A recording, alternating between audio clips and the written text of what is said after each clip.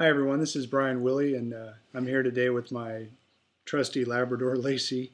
Some of you may know her from her hit video Dancing with the Paws. Say hi to everybody. Say hi. She's going to lick me, or she'll yawn a lot, which is a good gauge of whether I'm being boring. There she goes. See, it's just like right on cue. Anyway, so we're here today to talk to you. Actually, I'm here today to talk to you because she really has not learned to talk yet about Medicare and the distinction between Medicare and Medicaid. Um, and it's an important distinction to keep in mind. A lot of people confuse the two programs, and rightly so. They are very confusing programs to begin with, and it doesn't help that they sound identical, Medicare, Medicaid. Um, and so a lot of people just don't quite understand the distinction. And I'd like to talk to you a little bit today about what that distinction is. Um, Medicare is really health insurance for the elderly. You get it automatically when you turn 65 years of age.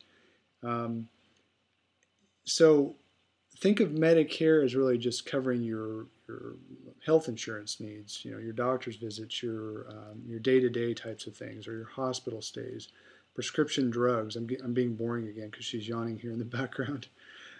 She'll probably go to sleep here in a minute. So Medicare is really going to cover day-to-day types of events, day-to-day healthcare events.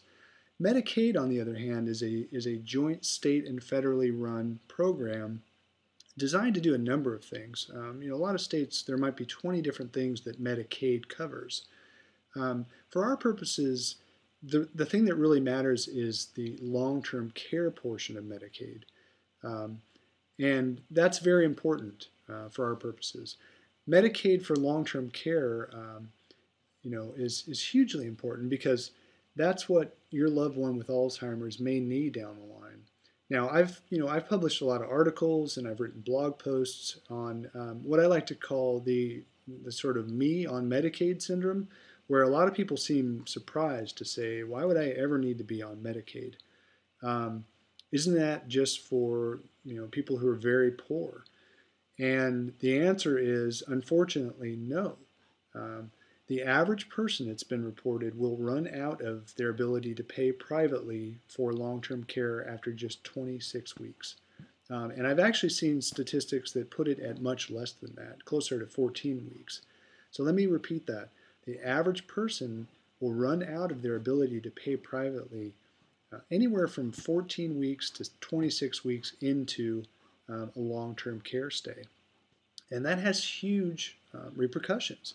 So how do you pay for your loved one's ability to stay in a nursing home or stay in an assisted living facility if they've run out of their ability to pay privately?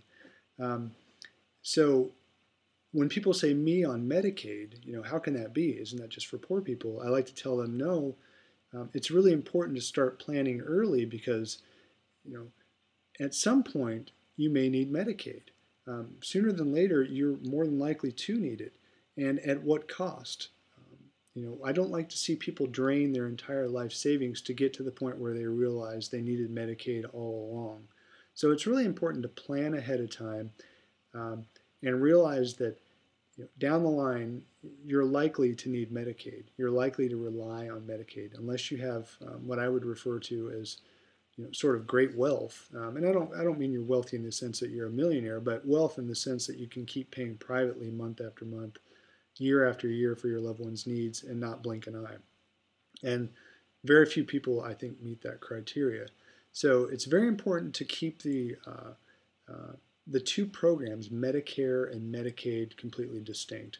And so think of it this way. The way I like to tell my clients to remember it and how I'd like you to remember it is think of Medicare as only caring if you're lucky enough to have the right disease. Okay?